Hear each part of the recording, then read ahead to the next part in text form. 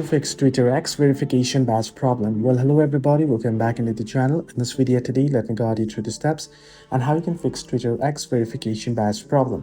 Well, if you're experiencing a problem with your verification badge, the blue check mark disappearing, failing to display, or getting deleted on X, formerly Twitter, the solution depends entirely on your specific situation. Now, X handles verification strictly through its automated systems and human review process as well.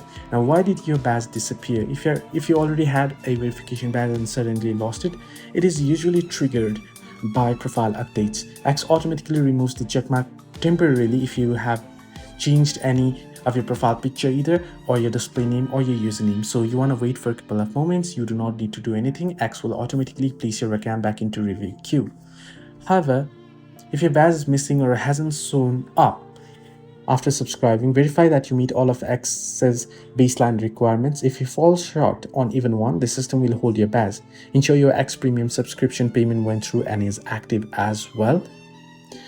Your account must be older than 30 days. You must have a display name and a profile photo. Your account must have a confirmed verified phone number attached to it. Your account must have no recent signs of being misleading, deceptive, or engaging in spam. Well, you can also force a re-review by navigating into settings first.